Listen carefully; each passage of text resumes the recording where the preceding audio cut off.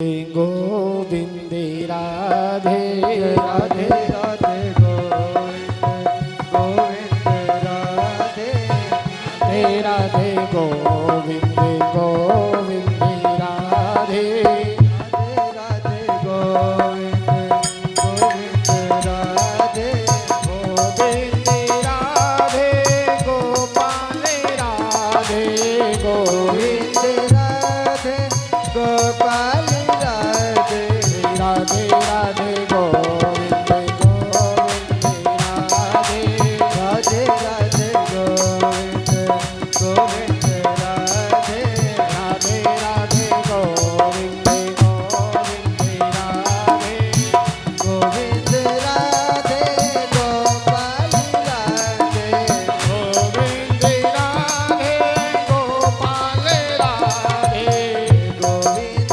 राधे गोपाल राधे राधे गोविंद गोविंद राधे राधे राधे गोविंद गोविंद राधे बोलिए गोविंद भगवान की जय हो गच्छ नंद ब्रजम तत्र सुतावान कदुंदवे आसाते विहानेन रथेना नयवाचिरम। कंस को समझाकर नारद जी गए और उधर गोविंद से जाकर वही कहा कि माधव आप इस दुष्ट कंस का अब उद्धार क्यों नहीं करते, समय आ गया है। गोविंद ने कहा कि उधर कह करके आए हो। नारद जी ने कहा प्रभु ये तो एक लीला है, आपकी लीला में थोड़ा सा मेरा सहयोग है, मेरी पात्रता है, मेरा प्रयोग है।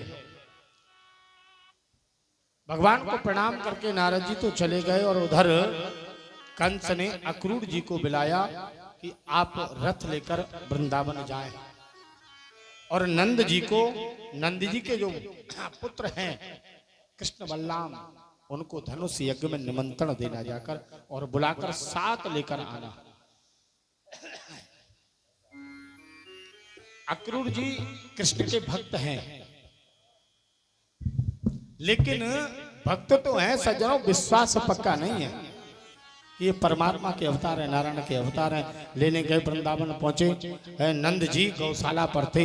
गौशाला पर नंद जी ने बहुत स्वागत किया, बिठाया, रथ अलग रख दिया, घोड़े बांध दिए। संध्या कालीन समय में गौ वापस लेकर कृष्ण बलराम आए और अक्रूर को देखकर अक्रूर के चरणों में प्रणाम किया। काका प्रणाम।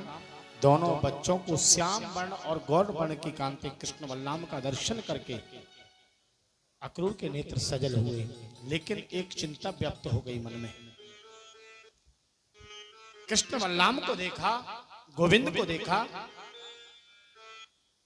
कंस सेवा करने के लिए नहीं बुला रहा है, कंस मारने के लिए बुला रहा है। और अथरथी कंस, मुष्टिक चारूढ़ सल तोसल जैसे पहलवान, कुबड़िया पील जैसा, जिसमें अकेले में 10,000 हाथियों का बल विद्यमान है, और ये कोमल बालक कैसे लड़ेंगे? कहीं ऐसा तो नहीं ये पाप मुझ पर लगे? अक्रूर जी सोचते हैं कहीं ऐसा तो नहीं ये पाप मुझ पर लगे।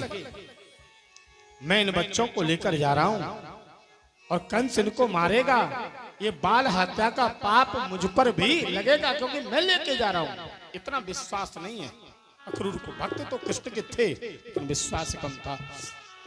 भगवान कृष्ण को, गोविंद को पता चला तो गोविंद ने कहा कि मैं जाना चाहता हूँ, मामा के यहाँ जाऊंगा, मथुरा जाऊंगा, धनुष यज्ञ में जाऊंगा। नदरानी नहीं चाहती, यशोदा मैया नहीं चाहती, डांटा। गोविंद गोपाल को खिलाला तो कहीं नहीं जाएगा। एक क्षण यशोदा कृष्ण को अपने से अलग नहीं होने देती। सुबह को जब गौ लेकर जाते और शाम को आते ना तो निहारती रहती थी, उस मार्ग को देखती रहती थी। यशोदा को ऐसे लगता जैसे हजारों वर्ष व्यतीत हो गए कृष्ण को बिना देखे। कृष्ण मथुरा जाना चाहते हैं। नंद जी ने कहा कि यशोदा अब कृष्ण बलराम बड़े हो गए हैं, कब तक पल्लू में छिपा कर रखोगी? एक ना एक दिन तो आपको बाहर भेजना है। बैठ बैठ आपको भेजना है। जाने तो फिर जाएगा, एक दो दिन बाद आ जाएंगे। नंद जी ने कहा हम सबको चलना है। नंद जी ने भोजन इत्यादि अक्रूर को कराया और कहा सुनो, हम लोग पैदल चलते हैं और अक्रूर जी कृष्ण बलराम को रथ में बिठाकर आप सुबह को लेकर आए। सुबह को लेकर आए।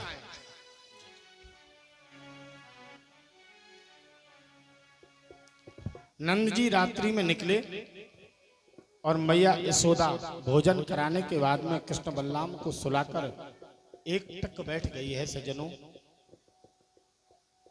कृष्ण की उन बाल लीलाओं का अनुसरण करके, चिंतन करके यशोदा का हृदय विदीर्ण हो रहा है। तो यशोदा को विचार आ रहा है, मैया यशोदा को, कि कहीं ऐसा ना हो कि कृष्ण कहीं वापस ना आए और चला जाए और वापस ना आए। प्रातः काल उठे कृष्ण बलराम, तैयार हुए। मैया यशोदा ने एक पोटली बनाकर रखी कलेवा की, बेजर की रोटी, उस पर माखन मिश्री। लेकिन जैसे ही द्वार खुला महल का तो सज्जनों, राधा और गोपियां, हमारी राज राजेश्वरी राधा रानी और गोपियां खड़ी हैं दरवाजे पर। कृष्ण ने देखा कि अब ये जाने की रुकावट है, ये गोपियां सहज नहीं जाने देंगी। यशोदा से अनुमति मिल गई, मैया से अनुमति मिल गई, लेकिन इन गोपियों से, इन राधा से कैसे अनुमति मिलेगी? मन ही मन अपनी शक्ति को कृष्ण ने प्रणाम किया और कहा कि राधे, जाने की अनुमति दें, तुमको सब कुछ पता है। अब मेरी लीला का समय समापन है और अब मेरे कर्म का समय प्रारंभ है, मेरे धर्म का समय प्रारंभ है। मुझे आगे लीला नहीं करनी है। अब जिस कारण से मैं आया हूं अवतार लेकर, उस कारण को संपन्न करना है। हंसते हुए आज्ञा दो राधे। सारी गोपियों ने हाथ जोड़कर कृष्ण से कहा कि कृष्ण, अगर तुम्हें जाना था हमें छोड़कर, तो हमसे प्रेम क्यों किया? और प्रेम किया है तो कम से कम इस जीवन भर इस प्रेम को निभाओ। तो प्रेम की अग्नि में, विरह की अग्नि में क्यों जलाना चाहती हो? आखिर ऐसा कौन सा अपराध हमसे हुआ है कृष्ण, जो हमें छोड़कर जाना चाहते हो? अगर हमसे अपराध हुआ है, गलती हुई है, तो बताने की कृपा करो, हम उस गलती को सुधारेंगे। लेकिन आप इस ब्रज को, वृंदावन को छोड़कर क्यों जा रहे हो?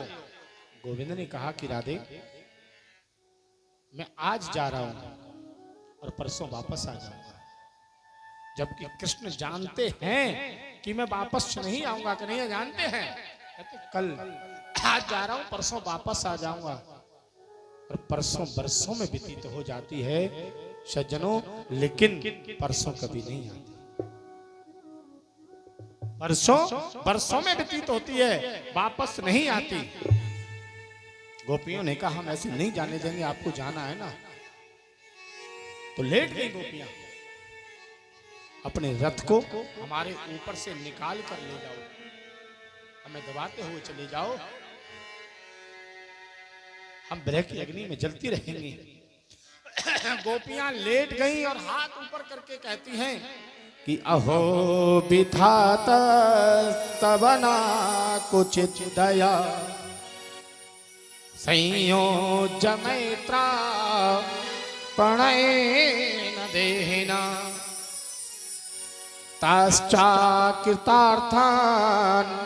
वियुणे च पार्थकम्, विक्रीडितं तेर्वकचेष्टितं तथा।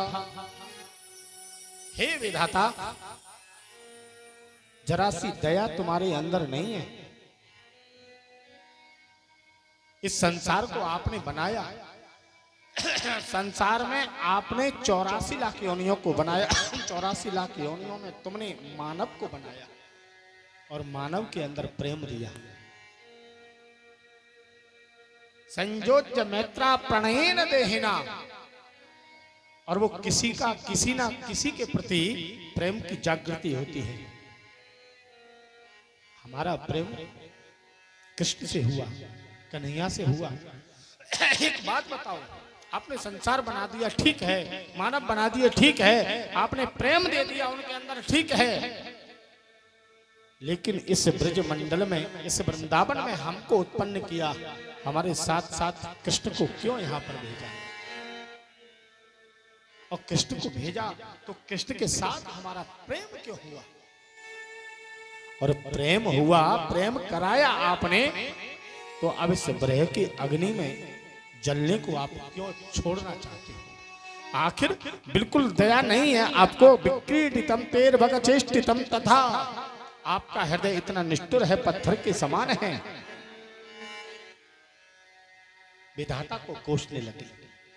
गोविंद ने प्रणाम किया, गोपियों के लिए समझाया, आगे अपनी गौशाला में गए, गौ माताओं को प्रणाम किया कि ये गोपाल का समय जितना था आपको चराया, आपके साथ रहा, आपकी सेवा की। माताओं, अब आपकी सेवा नहीं कर पाऊंगा। भगवान सुखदेव कहते हैं कि राजन, आज प्रातः काल का समय, गौ दोहन का समय है। गाय दूध देने के लिए रमाती थी, बछड़ा दूध पीने के लिए चिल्लाते थे। गाय चारा खाती थी, आज गाय चारा नहीं खा रही है, रमा नहीं रही है, बछड़े दूध पीने के लिए नहीं चिल्ला रहे हैं। टकटकी लगाकर महल के दरवाजों की तरफ देख रहे हैं। आंखों से इन गौ माता के अश्रु प्रवाह हो रहे हैं कि गोविंद हमें छोड़कर जा रहे हो। ये गोप लोग हमें चराएंगे, बन ले जाएंगे, हम चरेंगे, लेकिन आपकी बंसी सुनने को नहीं मिलेगी, वो धुन बंसी की। कभी कभी गौ माता, बताए क्या होता था, भगवान गौ चराने जाते थे, गाय चर रही है, गोविंद वृक्ष के नीचे बैठ गए और अपनी बंसी को निकाला और गोविंद ने वेणु का निनाद प्रारंभ किया। गाय के मुख में घास है, वो घास गाय के मुख में ही रह जाती और टकटकी लगाकर गोविंद की तरफ देखने लगती, चरना भूल जाती। मयूर, उस वन में मोर जो थे वो नृत्य करना प्रारंभ कर देते, पक्षी चहकना प्रारंभ करते और एक जगह ठहर जाते, यमुना बहना बंद कर देती, एक जगह ठहर जाती और वृक्ष स्वयं हिलते और पुष्प वृक्षों के गिरते और मेरे गोविंद के चरणों में आकर गिरते। गौ माता के आंखों से अश्रु प्रभा, प्रणाम किया गौ माता को और रथ की तरफ चले मेरे गोविंद। रथ में बैठे, रथ में जैसे ही बैठे, रथ आगे चला, यशोदा मैया दौड़ी दौड़ी आई। वो पोटली रह गई थी जिसमें माखन मिश्री रखा था, बेजर की रोटी रखी थी। यशोदा दौड़ी दौड़ी आई, कन्हैया, लाला, कनुआ, ये तेरे लिए मैंने कलेवा बांधा है, ये माखन मिश्री रखा है, लाला इसको लेकर जाओ। और जल्दी में दौड़ते हुए ठोकर लगी, धड़ाम से जमीन पर गिरी। यशोदा, मेरे गोविंद ने जब आवाज सुनी, रथ से कूद कर दौड़े आए, यशोदा मैया को अपने अंक में भर लिया, हाथ में पोटली रखी। यशोदा ने बोले, लाला एक बात सुन, मैं ये क्यों दे रही हूं तुझे? ऐसा नहीं है कि मथुरा में तुझे माखन नहीं मिलेगा, मिश्री नहीं मिलेगी, ये रोटी बेजर की नहीं मिलेगी, मिलेगी, लेकिन ये इसलिए दे रही हूं कि मथुरा जाकर इस अपनी बाबली मैया को, यशोदा को कभी भूलना मत।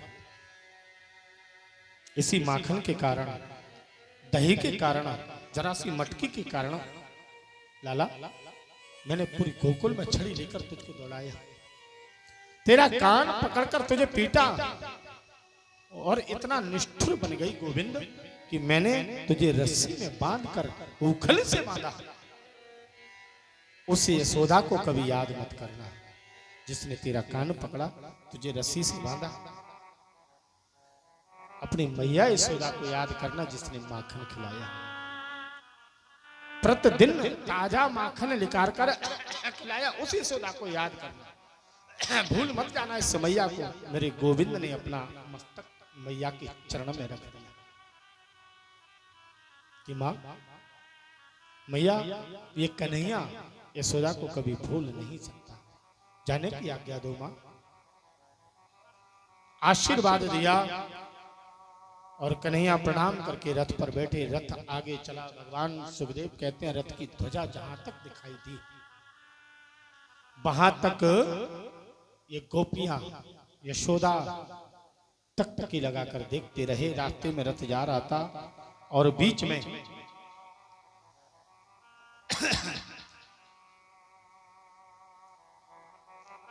अक्रूर जी को थोड़ा संदेह था। अब वो संदेह चल रहा था। भगवान ने देखा कि अक्रूर जी को संदेह, इनका संदेह दूर होना चाहिए, तो अक्रूर जी के मन में थोड़ा स्नान करने की जागृति हुई। अक्रूर जी ने कहा कि माधव,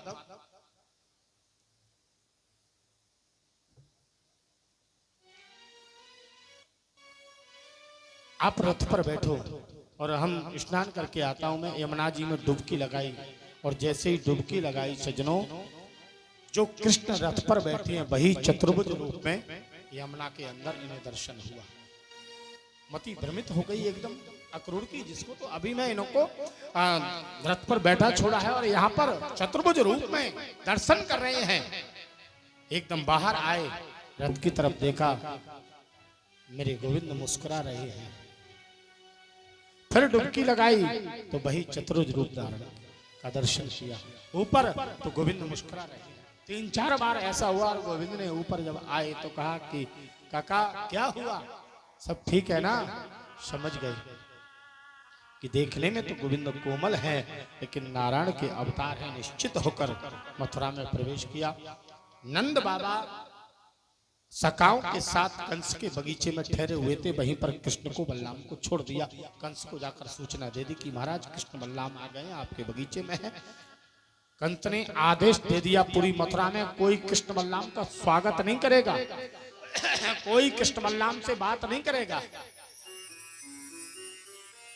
उधर गोविंद ने बाबा से कहा कि बाबा मुझे मथुरा नगरी देखनी है, मथुरा नगरी देखनी है। नंद बाबा ने मना किया, बोले लाला हम तुम्हें अकेले नहीं जाने देंगे, बड़ा नटखट हो, कभी किसी को गाली दे देते हो, कभी किसी को छेड़ देते हो, नहीं जाने देंगे। बलराम जी ने कहा बाबा मैं कन्हैया की उंगली पकड़ कर जाऊंगा, इसे छोड़ूंगा नहीं और पूरा मथुरा नगर घूमकर आएंगे, किसी से बात ही नहीं करेंगे, हम केवल घूम कर आएंगे। नंद जी ने कहा तो ठीक है चले जाओ। सारे सखाओं के साथ आगे चले। अब ये छोटे छोटे कुछ सखाएं कहने लगे, बोले लाला तेरे मामा के आए, तेरे मामा राजा हैं और हम नंगे। ये गोप लोग है ना, नीचे धोती बांधते हैं, ऊपर एक पटका ओढ़ते हैं, नंगे पैर घूमते हैं। बोले कुछ अच्छे वस्त्र होते तो ठीक होता। भगवान जो है पहुंचे धोबी घाट पर। कंस का जो धोबी था उसी के समक्ष पहुंचे और कहा मामा जी राम राम। अब भैया कंस का धोबी है ना, तो अभिमान तो थोड़ा होना चाहिए। उसने देखा, बोले कहाँ से आ गए ग्वारी है। बोले मामा क्यों कर रहे हो। बोले हम कंस के भांजे हैं कृष्ण बलराम, तो मामा ही कहेंगे ना। अरे ननिहाल में मामा के समकक्ष के मामा, नाना के समकक्ष नाना, अब हमारे मामा के समान हुए। धोबी ने कहा बड़े मामा कहने वाले आए, पता लगेगा मामा के पास पहुंचो। भगवान ने बड़े मीठे शब्दों में गोविंद ने कहा ये हमारे सखा हैं, कुछ वस्त्र आप इन्हें दे दो, जब हम वापस जाएंगे तो आपके वापस करते हुए जाएंगे। इसने बड़े अभिमान में बोले नंगे पैर घूमते हो, बेजर की रोटी खाते हो, पोखर का पानी पीते हो, गाय चराते हो, राजसी वस्त्र पहनोगे, भगो यहाँ से। डांट दिया। मद मंगल सका था, कृष्ण की उंगली पकड़े और कहने लगा कि माधव गोविंद ये क्या कह रहा है। बोले आज गोविंद पूतना वाले हाथ लाला जा दिखाई दे। और मेरे गोविंद ने मुष्टिका का प्रहार किया और एक प्रहार इसके मस्तक पर किया, जमीन में धंसता हुआ चला गया। कंस का धोबी, और जैसे ही जमीन में धसा तो जितने धोबी थे भाग गए चीखते हुए, बोले भैया पूतना मारवे वारो आ गए हो, पूतना मारवे वारे आ गए हो। सब भाग गए, दौड़ गए। कंस तक सूचना पहुंची, बोले महाराज आपका धोबी गया, नहीं रहा। कहां गया? बोले पृथ्वी में गया। एक ही मुष्टिका के प्रहार से कंस ने तुरंत बोले 10,000 सैनिकों को धनुष के समक्ष लगा दो, कहीं ये धनुष को ना तोड़ दे। शिव वचन याद आया, शिव का वरदान। भगवान शिव ने कहा था, धनुष दिया था जब इसने तप किया कि ये धनुष जो तोड़ेगा वो तुम्हें नहीं छोड़ेगा। जब तक धनुष सुरक्षित है तब तक कंस तुम सुरक्षित हो। भगवान आगे बढ़े, कपड़े तो बहुत मिल गए। भगवान ने कहा कपड़े हैं पहन लो। अब भैया कपड़े कभी पहने हो तो पहनना जाने। एक सखा ने कुर्ता उठा लिया, कुर्ते की दोनों बाजुओं में पैर हिलगा लिए, नीचे गांठ लगा ली। एक को पाजामा मिल गया, बोले किधर पहनूं? बड़े बड़े पाजामा पहले चलते थे, अब तो नहीं चलते हैं, पुरुष लोग बड़े बड़े पाजामा पहनते थे, बोले मूड में अटका लिए। बोले लाला ये कैसे वस्त्र? लाला ने कहा देख लो जैसे हैं कैसे पहनना, ना तुमने कभी पहने ना हमने पहने। कहीं कहीं किसी ने कुर्ता पहन भी लिया तो जितनी बाजू ऊपर है उतनी नीचे लटक रही है। अब पहन कर चले तो रोड की सफाई हो रही है। सका कहने लगे लाला आनंद ना आयो। क्यों? बोले मांगवे जैसे लग रहे हैं। बोले लग का रहे मांगवे के हैं। कंस का दर्जी सुदामा नाम का दर्जी है। दर्जी ने सारे कृष्ण को बुलाया और भगवान कृष्ण से कहा कि गोविंद कुछ सेवा। गोविंद ने कहा ये वस्त्र सही कर दो। क्षण मात्र में वस्त्रों को सही किया, अनुरूप किया। आगे बड़े, माली मिला, माला पहनाई। ये भी कंस का माली है। थोड़े से आगे बढ़े तो कुब्जा मिली। 3 जगह से कमर टेढ़ी, कुबड़ है, कुरूपा है, और भगवान ने आवाज लगा दी। इसका नाम था शैलेंद्री। सुंदरी कहकर आवाज लगाई कि हे सुंदरी इधर आओ। कुब्जा ने देखा कि आज मथुरा में सुंदरी कहने वाला कौन है? मेरे लिए आज तक किसी ने नहीं कहा। कंस की दासी थी, इसके हाथ का चंदन घिसा हुआ कंस को बहुत प्रिय था। भगवान ने कहा कि शैलेंद्री, सुंदरी, ये चंदन हमारे लगाओगी? गोविंद को देखकर तुरंत भगवान के लगाया। गोविंद के, बलराम के, सारे शकाओं के माधव ने सामने खड़ा किया। अपना सीधा पैर इसके पैरों पर रखा और सीधे हाथ का अंगूठा ठोड़ी पर लगाया। एक झटका लगाया कि टेढ़ी से सीधी हो गई, कुरूपा से सुंदर हो गई। बोलिए भक्त वत्सल भगवान की जय हो।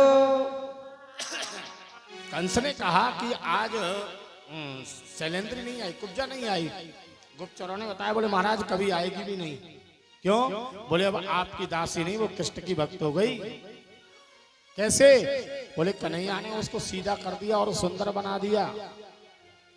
कंस को भय हो रहा है। बोले कुबलिया पीड़ हाथी को मदरा पिलाकर छोड़ दो, सैनिकों को लगा दो। धनुष तक नहीं पहुंचे, सब में भ्रमण करते हुए भगवान पहुंचे उसी धनुष यज्ञ पर। भगवान ने कहा दर्शन करने दो, दर्शन करने दो। सैनिकों ने कहा कर लो। गोविंद ने कहा थोड़ा अंदर जाना चाहते हैं। बोले नहीं, अंदर नहीं जाओगे, कंस का आदेश नहीं है। बोले एक सैनिक ने पूछ लिया क्या करोगे अंदर जाके? बोले इस धनुष को उठाएंगे। भगवान ने कहा इस धनुष को उठाएंगे? हंसने लगे। बोले ये बालक धनुष को उठाएंगे। इस संसार में भगवान शिव के बाद हमारे महाराज कंस उठा पाते हैं और कोई धनुष को उठा नहीं पाता, ये बालक उठाएंगे। ब्राह्मणों ने कहा अरे उठा लेने दो, बच्चों का मन पूरा हो जाने दो। अंदर बुला लिया और सबके देखते देखते मेरे गोविंद ने धनुष को उठाया, धनुष पर प्रत्यंचा चढ़ाई। धनुष चट से टूट गया, 2 टुकड़े हो गए, हाहाकार मच गया। और तुरंत सैनिक पहुंचे, बोले महाराज धनुष तोड़ दिया। किसने? बोले कृष्ण ने। तुरंत बोले कुबलिया पीड़ हाथी को छोड़ दो, अंदर ना आना पाए। मदरा पिलाकर कुबलिया पीड़ हाथी को छोड़ा। गोविंद कृष्ण बलराम जा रहे थे आगे। कुबलिया पीड़ हाथी ने गोविंद को अपनी सूंड में दबाया, पटकना चाहा। मेरे गोविंद ने शरीर को फुलाया। अणो अणयाम महते महियाम। भगवान सूक्ष्म छोटे भी हो जाते हैं और भगवान विशाल विराट भी परमात्मा का स्वरूप है। भगवान ने शरीर फुलाया, छूटे और इसकी सूंड को पकड़ा। पकड़कर 7 बार घुमाया और घुमाकर पृथ्वी पर पटका। इसके प्राण पखेड़ू उड़ गए। बोलिए गोविंद भगवान की जय हो। आगे मल्ल युद्ध के लिए भूमि तैयार है। मुष्टिक चारों पहलवान तेल लगाकर और उसमें तैयार है, बिल्कुल शरीर की मालिश करते हुए लड़ने के लिए। सिंहासन अलग अलग बने हुए हैं, राजकुमार लोग आए हैं, राजा लोग आए हैं, ब्रज की बूढ़ी माताएं बैठी हैं, मथुरा की युवाएं गोपियां बैठी हैं और गोपलोक बैठे हैं। एक तरफ नंद बाबा और सखा बैठे हैं, सबसे ऊंचे सिंहासन पर कंस बैठा है। कृष्ण बलराम हाथी के कुबलियापीड़ हाथी के दांतों को उखेड़ा, एक एक कंधे पर रखकर और युद्ध भूमि में रंग भूमि में प्रवेश किया। मुष्टिक चारों दोनों कृष्ण बलराम से लड़ने के लिए तैयार हैं और उन्हें चुनौती दे रहे हैं। भगवान ने हाथ जोड़कर कहा कि मामा जी हम पे लड़वो ना आवे। बोले अरे हमने तुम्हारे बड़े बड़े किस्से सुने, तुमने पूतना को मारा, सक्तासुर को मारा, तृणावर्त को मारा, अघासुर को मारा, बकासुर को मारा और अब लड़ना नहीं चाहते। अरे अकेले अकेले क्या अपना पौरुष दिखाते हो, बल दिखाते हो? अब सबके समक्ष अपना बल दिखाइए, प्रदर्शन करिए। जबरदस्ती मेरे गोविंद को खींच लिया, युद्ध चालू हो गया। मुष्टिक ने भगवान कृष्ण को और चारूढ़ ने बलराम को। युद्ध होते हुए मेरे गोविंद ने मुष्टिका का प्रहार इसकी छाती पर जब किया, छाती फटी, मुख से रुद्र पवन करते हुए खून निकल पड़ा और प्राणांत इसका हो गया। उधर बलराम जी ने उसका समापन कर दिया। सल तो सल आए, उनको भी समापन कर दिया। चार चार मल्ल आए, उनको भी मार दिया। और अंत तो गत्ता मेरे गोविंद ने एक छलांग लगाई और कंस के सिंहासन के समक्ष पहुंचकर कंस के केसों को पकड़कर खींच लिया। और जैसे ही केसों को पकड़कर कंस को खींचा, कंस ने माया दिखाना प्रारंभ की, लेकिन क्षण मात्र में गोविंद ने माया को उड़ा दिया, माया को काट दिया। और गोविंद ने जब खींचा सीढ़ियों से, तो कंस ने कहा कि कन्हैया केसों को छोड़ो, बालों को छोड़ो। मेरे गोविंद ने कहा कि मामा आज तुम्हें पता लगा कि केस पकड़ने से, खींचने से पीड़ा होती है। जाके पैर न फटी बिबाई और वो का जाने पीर पर आई। आज पता लगा तुमको? तुमने मेरी मैया के केस पकड़कर रथ से खींचा था, उस समय पता नहीं था। नीचे खदेड़ कर डाल लिया। छाती पर बैठकर गोविंद ने दोनों हाथों की मुष्टिका का प्रहार करते हुए छाती पर किया। कंस के मुख से खून निकला और प्राण पखेरु उसके उड़ गए। आकाश मार्ग से देवताओं ने पुष्पों की वर्षा की। बोलिए भक्त वत्सल भगवान की। मथुरा आज खुशहाल हो गया, पुष्प वर्षा हुई। सारे जितने भी अंतरी मंत्री संतरी सैनिक थे, सब गोविंद के आगे हाथ जोड़कर खड़े हो गए। गोविंद ने मंत्रियों को आदेश दिया, कारागृह में जहाँ मेरे नाना और मेरी मैया और बाबा है, वहां लेकर चलो। कारागृह में जाकर सबसे पहले उग्रसेन महाराज को मुक्त किया और मुक्त करके बाहर लाए। फिर अपनी मैया देवकी और वसुदेव के समक्ष पहुंचे। देवकी वसुदेव को हथकड़ियां बेड़ियां निकलवाई। आज 11 वर्ष 53 दिन के कृष्ण हुए हैं। अवतार लेते ही गोकुल भेज दिया था। मैया देवकी ने देखा कृष्ण बड़े हो चुके हैं, निहारा, हृदय से लगाया। नंद बाबा ने कन्हैया के पास आकर कहा कि कन्हैया अब तो सब कुछ हो गया, अब तो ब्रज चलो। बोले बाबा थोड़ा सा काम और रह गया है। इधर उग्रसेन ने कहा कि अब कृष्ण ही मथुरा के राजा होंगे, लेकिन गोविंद ने कहा कि नाना आप राजा थे, आप ही रहोगे। और राज्य आपसे करा के अपने हाथ से कृष्ण ने उग्रसेन महाराज को राजा बनाया। नंद बाबा ने पुनः कहा तो कन्हैया ने कहा कि बाबा अब आप जाओ, मुझे मथुरा को देखना है। हृदय विदीर्ण हो गया। बोले यशोदा सही कहती थी कि ये वापस नहीं आएगा और ये यहाँ रुक गया, क्योंकि इसकी असली मैया और बाबा इसे प्राप्त हो गए। रोते हुए नंद बाबा वापस चले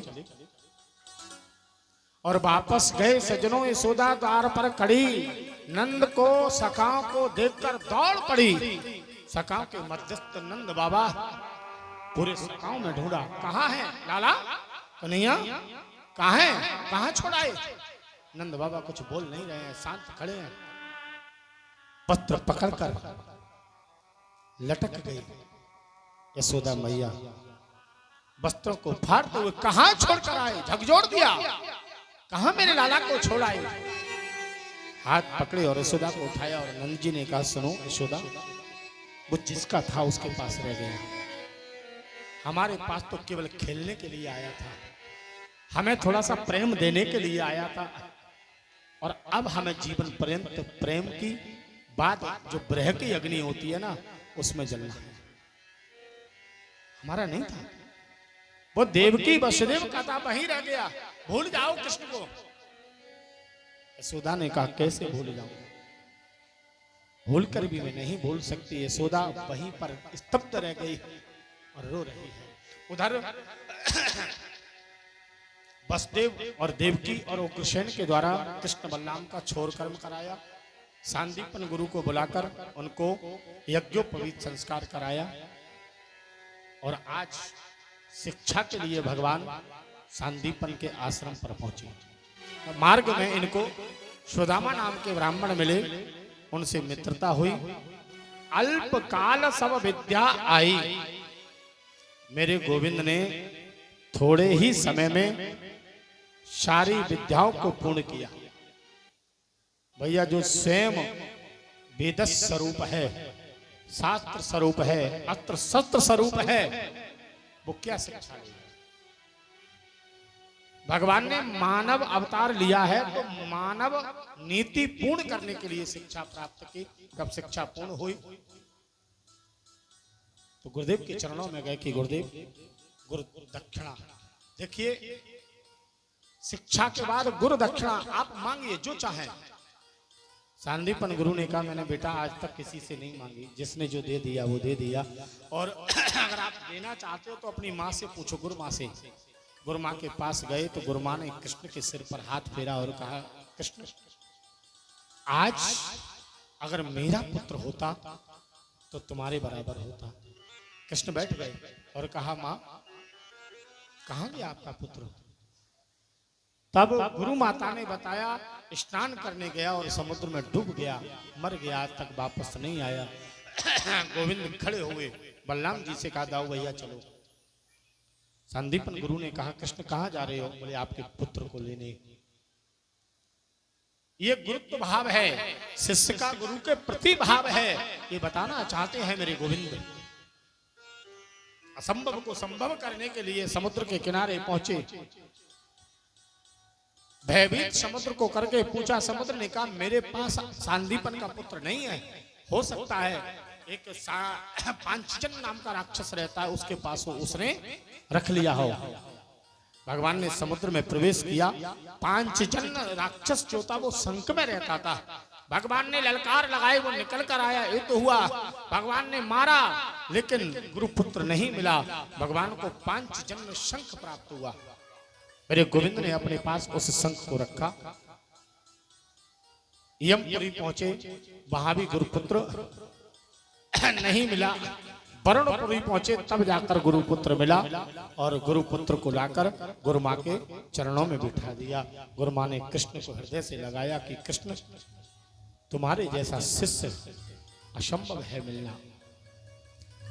वहीं पर परशुराम भगवान आए। परशुराम भगवान ने भगवान का आयुध, जिनका नाम है सुदर्शन, उनको अर्पण किया भगवान को कि गोविंद अब तक ये हमारे पास था, अब आप इसे स्वीकार करें।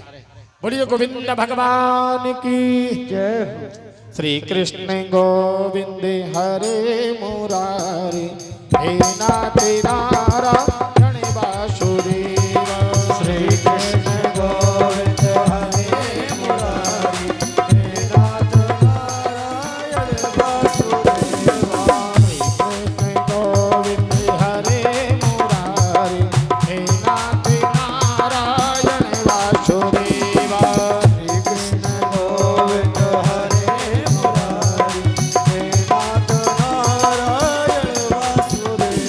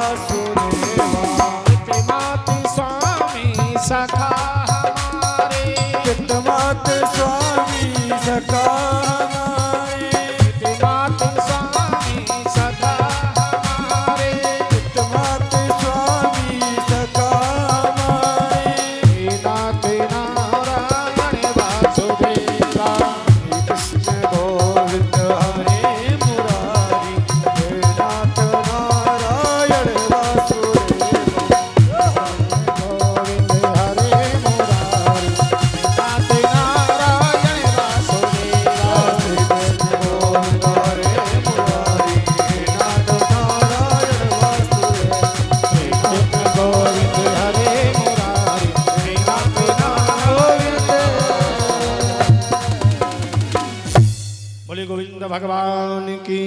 गोविंद मथुरा में आए। आज देवकी मैया ने भोजन बनाया, अपने हाथ से लाला को खिलाने के लिए गई। एक और थोड़ा गोविंद को खिलाना चाह रहे थी, माखन तब तक दिखाई दिया कन्हैया को, और माखन देखकर ब्रज की याद आ गई। गोविंद जोर जोर से रोने लगे। देवकी दौड़ी दौड़ी बसदेव के पास गई कि बोली कन्हैया रोने लगे। बोले ना तुम्हें पता कृष्ण का स्वभाव, ना मुझे पता क्यों रो रहे हैं। उद्धव जी के पास गए। उद्धव से गोविंद की थोड़ी सी मित्रता है। उद्धव जी आए और कृष्ण से पूछा कि गोविंद क्यों रो रहे हैं आप। गोविंद ने कहा कि उद्धव मोहे ब्रज बिसरत नाही, हंस सुता को सुंदर कल्लव और कुंजन की छाही। उद्धव मोहे ब्रज बिसरत नाही, मुझे ब्रज की याद आ रही है, ब्रज को भूल नहीं पा रहा हूं। वो मैया का प्रेम, वो गोपियों का प्रेम, वो कुंज गलियां और वो मयूर का नाचना मैं भूल नहीं पा रहा हूं। उद्धव ने कहा कि गोविंद अगर आपको याद आ रही है तो वृंदावन चले जाओ, कितना समय लगेगा, कितनी दूर है, और वापस आ जाना। गोविंद ने कहा यही तो विडंबना है, मैं जा नहीं सकता। एक बार निकल कर आया हूं और अब अगर चला गया ना तो ब्रज में मैया का प्रेम, गोपियों का प्रेम, और वो प्रेम का बंधन ऐसा है फिर मैं अपने कर्तव्य को भूल जाऊंगा और उस बंधन में बंध जाऊंगा। प्रेम के पाले पड़ते पढ़कर प्रभु को नियम बदलते देखा। भगवान प्रेम के बंधन में बंधकर अपना नियम बदल देते हैं। गोविंद ने उद्धव कहते हैं ऐसा क्या प्रेम है। अरे उनको इसका मतलब गोपियों को ज्ञान नहीं है। अगर इतना प्रेम वो तुमसे करती हैं और तुम्हारी जगह अगर ब्रह्म से करती तो उनका कल्याण हो जाता। मैं जाता हूं, मैं समझा के आऊंगा। भगवान समझ गए कि अभिमान है अपने ज्ञान का। बृहस्पति के शिष्य हैं उद्धव। भगवान ने कहा सुनो, जिस रथ में मैं आया हूं उसी रथ से जाना, और अपनी काली कमरिया ली, जो कमरिया ओढ़कर आए थे कृष्ण, वो उद्धव को उड़ा दी। बोले इससे पहचान हो जाएगी तुमसे, सखा और गोपियां और मैया बात करेंगे, अन्यथा नहीं करेगा कोई बात। उद्धव जी का रथ आया। सुखदेव ने कहा राजन, जिस दिन से कृष्ण गए हैं उस दिन से ये सखा सुबह ही मथुरा के मार्ग पर आकर बैठते, शाम तक बैठे रहते, और शाम को जाकर कहते मैया को बताते मैया आज भी ना आए। दूसरे दिन फिर बैठ जाते। सखा बैठे रथ को देखकर बोले आज आ रहा हुआ, वही रथ है। खड़े हो गए सब, लेकिन रथ पास में आया तो बोले कृष्ण नहीं है, कोई और है। उद्धव ने पूछा मैं कृष्ण का मित्र उद्धव हूं, नंद महल का मार्ग किधर है। सखा कहने लगे वाह कन्हैया, आज याद आई भी तो खुद नहीं मित्र को भेजा है? बोले आप नंदलाल नंद महल के मार्ग पूछते हो? बोले ये नदी जहां से आ रही है ना, और जहां इसका अंत है वहीं महल है। ये नदी जल नहीं है। बोले यशोदा के आंसू हैं। पहुंचे उद्धव जी। उद्धव जी ने देखा मैया यशोदा बैठी थी, कानों से बहरी हो चुकी है। पालना पास में है, पालना को हिला रही है जिसमें कन्हैया सोते थे। उद्धव जी ने कहा कि यशोदा मैया, मैं बृहस्पति शिष्य कृष्ण मित्र उद्धव आपके चरणों में प्रणाम करता हूं। सखाओं ने कह दिया था मैया कम सुनती है, जोर से बोलना, जोर से बोले। कानों में मैया की आवाज गई, मैया ने डांट दिया, बोले चुप बैठ जाओ। मेरा लाला अभी सोया है, जैसे तैसे सुलाया है और तुम ऐसे जगा दोगे। उद्धव के ज्ञान की पहली सीढ़ी यहां पर खिसक गई। ये कैसा प्रेम है? पालना खाली है, कृष्ण मथुरा में है और यशोदा मैया यहां अनुकरण कर रही है। बोले यही विशुद्ध प्रेम है, निस्वार्थ प्रेम है, इसमें कोई स्वार्थ नहीं है। उद्धव बैठे। थोड़ी देर बाद मैया ने, अरे मैं तो बावली हो गई, वो तो बहुत दिन पहले ही छोड़कर चला गया, आप कृष्ण के मित्र हो? बोले हाँ। बैठो। उंगली पकड़ कर बैठाया, एक एक स्थान बताया। यहाँ कन्हैया जब छोटा था तो सोता था इस पालने में, इस बिस्तर पर। ये मटका है, इस मटके में कृष्ण के लिए माखन निकालती थी।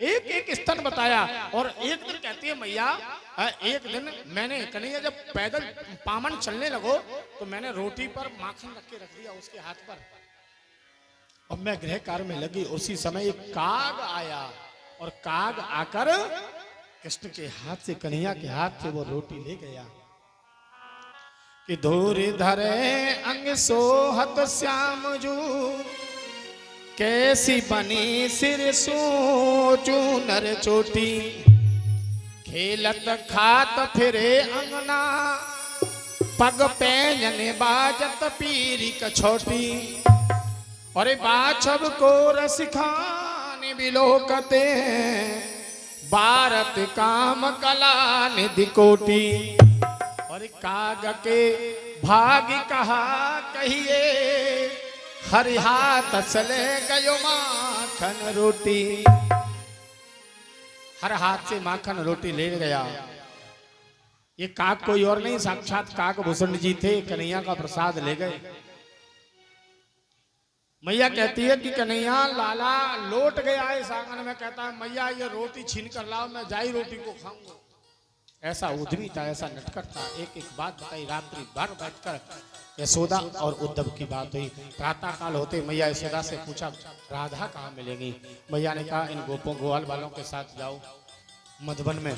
वहां गए और जाकर देखा कदम के वृक्ष टिककर श्वेत वस्त्र, कोई श्रृंगार नहीं, केस खुले हुए हैं, एक एक नस, एक एक हड्डी दिखाई दे रही है, बिल्कुल पतली, नेत्र खुले हुए हैं, पलक नहीं गिरते हैं, पलक झपक नहीं रहे, नेत्र खुले हुए, टिकी हुई बैठी है राधा रानी, और सखियां गोपियां बैठी हैं पास में। एक गोपी कह रही है मैंने सपने पश्यन्तया कांतम, धन्यास्ता सखियोजिता, अस्माकं तु गते कांते गता निंद्रा पवैरिणी। एक सखी कहने लगी कि रात मैंने अपने कांत कृष्ण को स्वप्न में देखा। बोले क्या? बोले वो आ रहे थे। बोले फिर क्या हुआ? बोले हुआ क्या? कांते गता निंद्रा पवैरिणी, कांत पास आने वाले थे तब तक ये आँख खुल गई, नींद खुल गई, आगे कुछ दिखाई नहीं दिया। एक भमर वहां पर आया, भौरा, और भौरे को देखते ही भौरा भ्रमर भ्रमर हुंकार भर रहा था कि मधुपकितवंतो मास प्रसंगे सपत्न्या, कुछ अभिललित माला कुमकुमा सुस्त्र भिन्न, बहुत मदपातन माननीनम प्रलादम, यद सदस विदाव्यम यस्सदूतस्तमिद्रक। हुंकार मारते हुए भौरा गोपियों के पास में आया। गोपी ने देखा, बोले वाह कृष्ण मित्र हो, कृष्ण भी काले तुम भी काले, वो भी हमें प्रेम कर कर और छोड़कर चले गए, और तुम भी हमें अपनी भाषा में प्रेम सिखाने आए हो, फिर छोड़कर चले जाओगे। बोले ये सब के सब जितने भी सखा हैं ये कपटी हैं, ये काले हैं। उद्धव जी बाहर खड़े होकर सुन रहे थे। उद्धव के ज्ञान की दूसरी सीढ़ी यहाँ पर ढीली हुई कि परिचरितम कथम तत्पाद पद्मम तु पद्मा, रापवता हृत चेता उत्तम श्लोक जल्पई। सखी अपने अपने स्वप्न सुनाते हुए एक सखी ने राधा जी से पूछ लिया कि राधे आपने कुछ नहीं बताया, जिस दिन से कृष्ण गए हैं क्या आपने कभी देखा है माधव को? सज्जनों, राधा ने क्या उत्तर दिया पता है? राधा रानी हमारी कहती हैं क्या बताऊं, जिस दिन कृष्ण मुझसे छोड़कर गए हैं, अलग हुए हैं हमसे, उस दिन से ये आंख बंद ही नहीं हुई है, और आंख बंद नहीं हुई, बैरी निद्रा नहीं आई, तो फिर स्वप्न कहां से आए? स्वप्न में कृष्ण को कहां से देखे? ये निष्ठांत प्रेम को देखकर उद्धव जी थोड़ा सा डटे, आए, आकर बैठे और वेदांत का पाठ पढ़ाया। उद्धव ने कहा कि ये मन तुम कृष्ण के चरणों में लगा रही हो ना, कृष्ण के प्रति यही निराकार की समाधि में लगाओ, ध्यान करो, मन में ध्यान करो, योग करो, कल्याण होगा तुम्हारा। गोपियों ने जवाब दे दिया कि उद्धव मन न भय 10-20, एक हतो सो गयो श्याम संग, अब को राधे ईस। उद्धव मन न भय 10-20, बोले एक था वो श्याम के साथ चला गया, अगर 2-4 होते 10-20 होते तो एक तुम्हारे निराकार में लगा देते, एक हमारे श्याम के साथ गया। तुम तो सका श्याम सुंदर के सकल योग के ईश। श्याम सुंदर के सका हो ना, याद आई तो तुम्हें भेज दिया।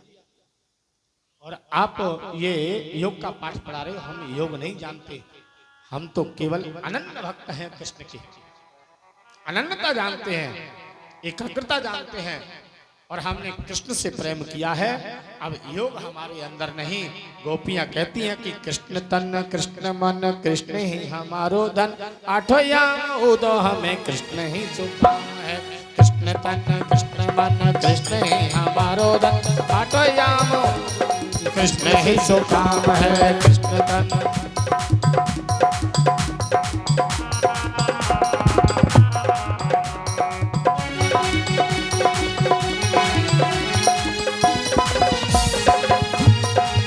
ये गोपियां कहती हैं कि उद्धव तुम तो बावले हो गए हो, हैं?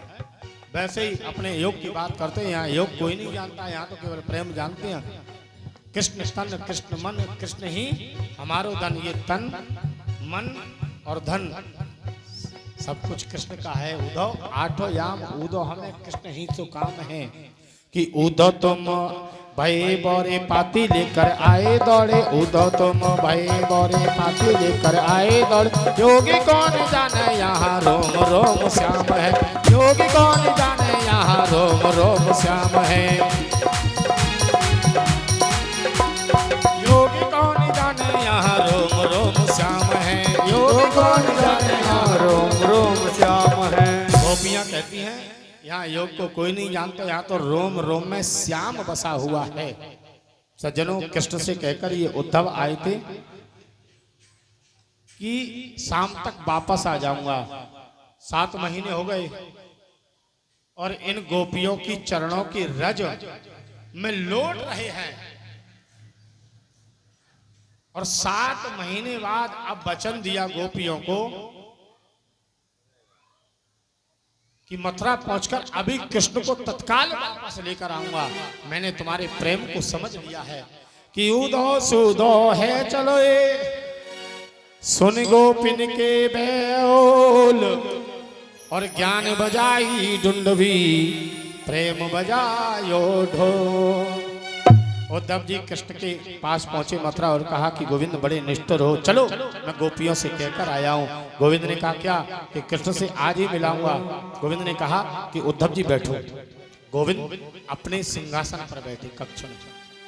उद्धव जी से कहा क्षण मात्र के लिए नेत्रों को बंद करो। नेत्र बंद किए और पता है क्या देखा, जैसे ही नेत्र खोले तो बामांग विराजमान है हमारी राधिका रानी, ब्रज की ठाकुरानी, चरणों में गिर गए। बोले प्रभु ये क्या लीला है।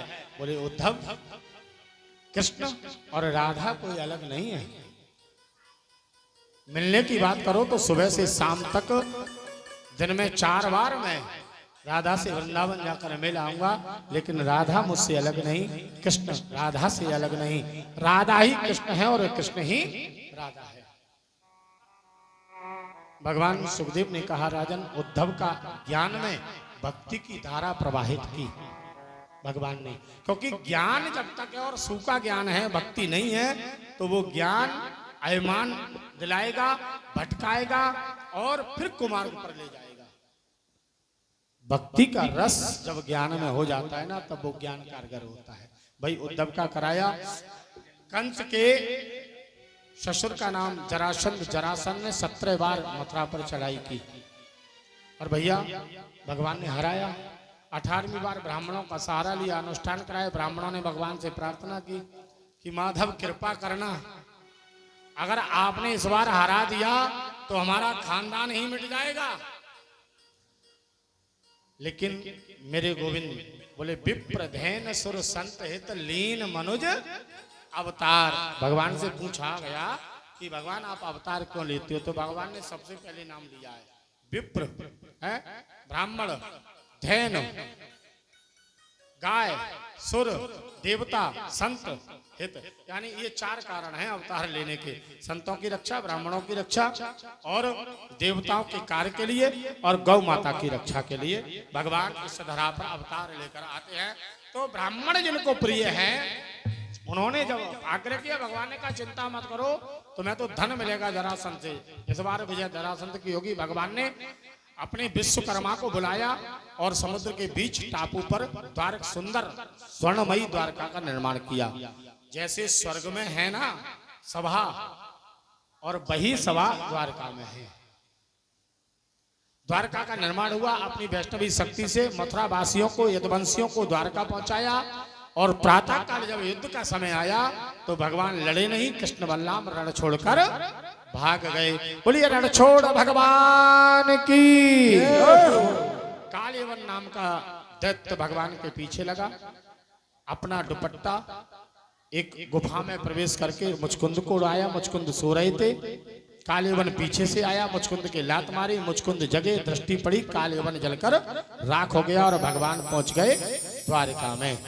अब कृष्ण नहीं है, कन्हैया नहीं है, कनुआ नहीं है, बहुत बड़ा नाम हो गया है। यदुकुल शिरोमणि वसुदेव नंदन द्वारकाधीश श्री कृष्ण चंद्र महाराज, 2 लाइनों में नाम आता है।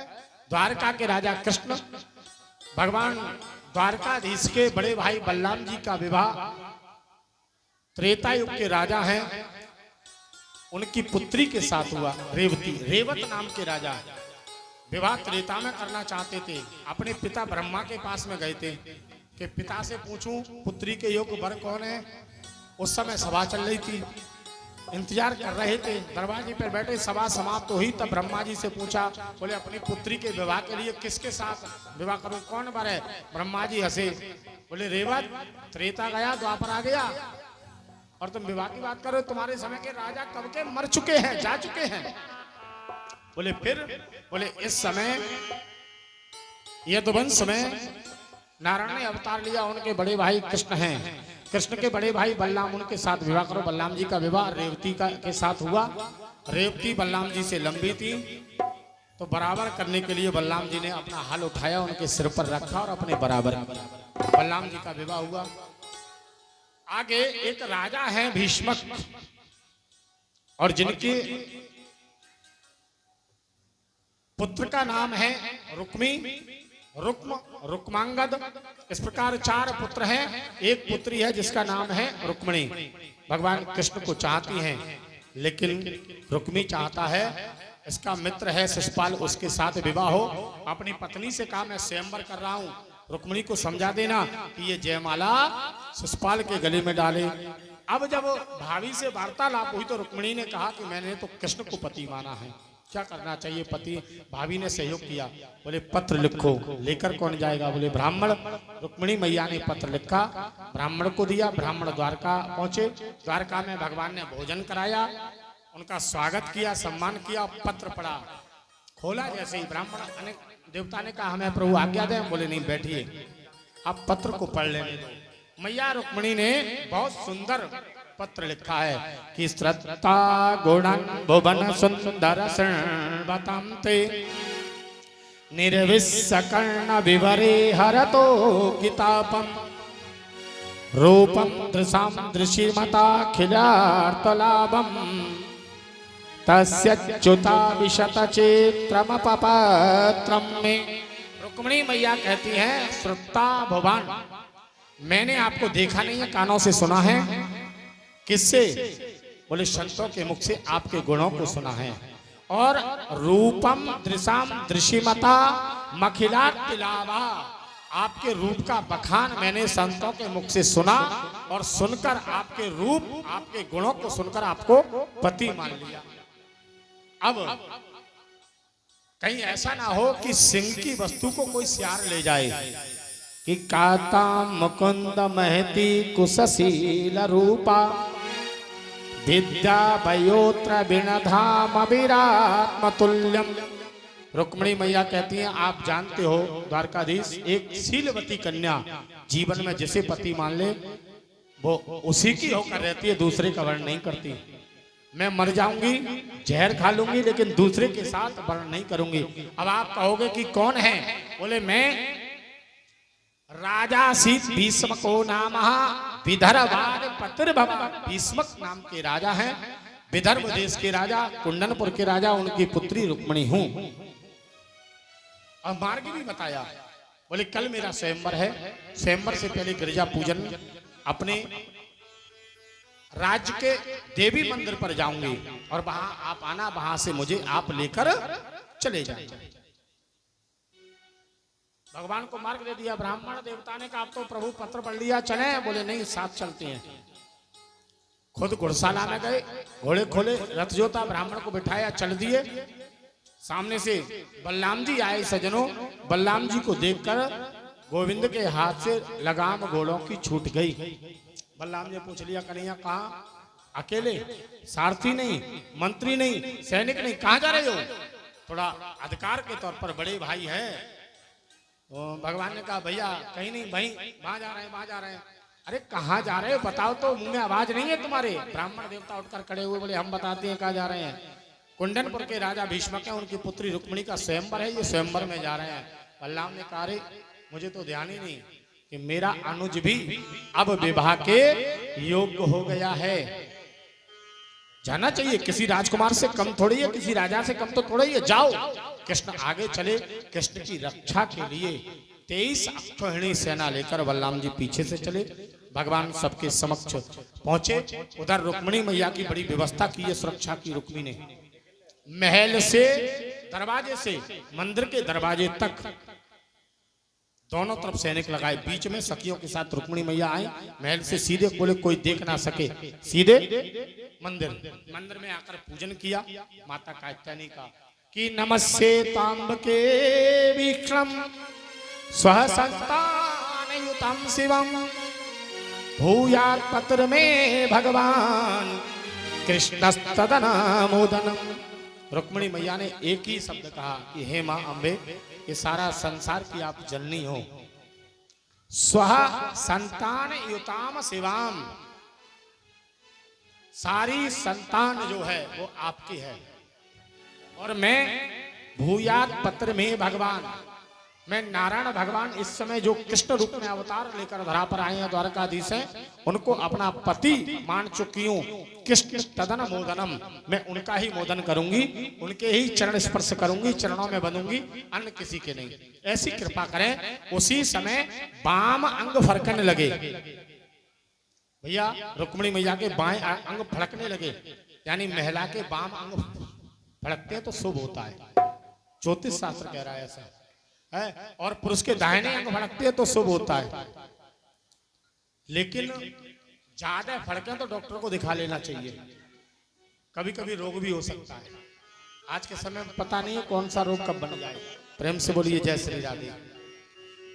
माँ के हार से, गिरजा माँ के हार से एक पुष्प टूटा और रुक्मिणी मैया की गोद में गया। स्पष्ट आशीर्वाद मिल गया, संकेत मिल गया।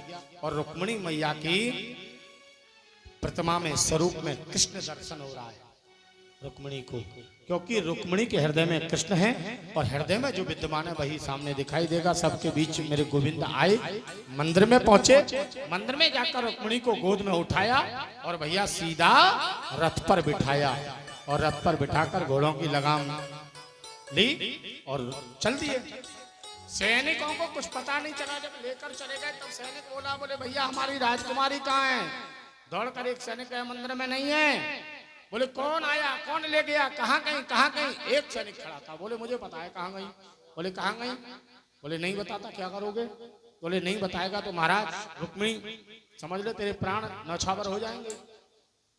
बोले देखो मुझे तो पता था, एक रथी आया सूर्य के समान चमकते हुए,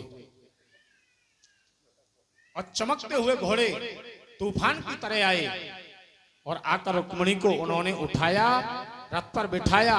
लेकिन बोले तो तूने बताया क्यों नहीं? बोले बताया इसलिए नहीं, मैंने देखा कि जोड़ी बहुत सुंदर है, अब इन्हें ले जाने तो बाद में होगा, सो देखा जाएगा, तो बाद में ही बताएंगे। तो बता रहा हूं, वो लेकर चले गए। रुक्मी को पता चला तो प्रतिज्ञा कर ली, अपनी बहन को वापस नहीं ला सका तो नगर में नहीं आऊंगा, राज्य में नहीं आऊंगा, वन में कुटिया बनाकर रहूंगा। लेकिन उधर से बलराम जी सेना लेकर आ गए। जरासंध, शिशुपाल, दंतवक्र आदि सभी से युद्ध हुआ। भगवान बलराम जी ने सभी को परास्त किया। और उधर मेरे गोविंद ने अपने साले जी को थोड़ा सा चिकित्सा की, इनकी युद्ध में परास्त करके इनका सर जो है मोड़ दिया, बाल मोड़ दिए, दाढ़ी मूंछ मोड़ दी और रथ के चक्के से बांधकर चल दिए द्वारका की तरफ। बलराम जी पीछे से आए। बलराम जी ने दूर से देखा कि रथ के चक्के पर ऊपर नीचे ऊपर नीचे ऊपर नीचे क्या हो रहा है। आवाज लगाई, बोले कन्हैया रुको, ये क्या है रथ के चक्के में? कन्हैया ने मुड़ के कहा, बोले भैया साले साहब हैं, बंधे पड़े हैं। बोले ये बंधे पड़े हैं, क्या मतलब? रुक्मी है। डांट दिया, कन्हैया रुको। और रुक्मिणी जी बैठी थी पीछे से। जब बलराम जी आए, बलराम जी ने रुक्मिणी को कहा कि देवी ये कृष्ण जो है थोड़ा चंचल है, कन्हैया शुरू से चंचल है, मन में गंदगी नहीं है, देखो तुम्हारे भाई को ही बांध लिया, अरे ये हमारे संबंधी हैं, खोलो इनको।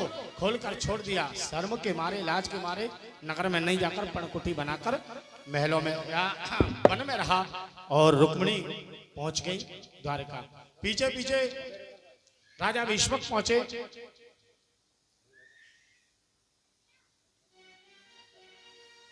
द्वारकाधीश से अन्न विनय किया और कहा मेरी पुत्री को दे दो, मैं चाहता था तुम्हारे साथ विवाह हो, लेकिन मेरे पुत्र ने नहीं होने दिया। रुक्मिणी को वापस लेकर गए। और अब बोले बारात गोविंद की लेकर आप आए हो, मैं विधिवत विधान से विवाह करूंगा।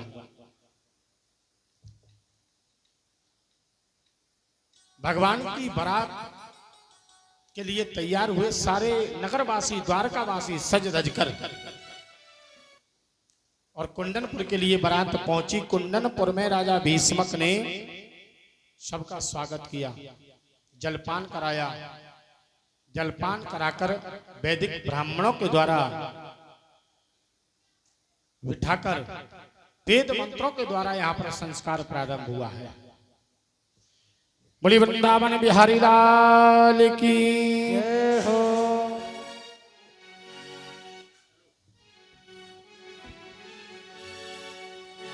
और आज मेरे श्याम की शादी है, आज मेरे श्याम की शादी है,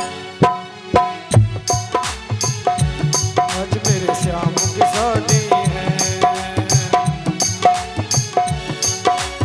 ऐसा लगता है सारे संसार की शादी है, आज मेरे श्याम की शादी है, आज मेरे श्याम की शादी है। ताली बजाते हुए सभी लोग।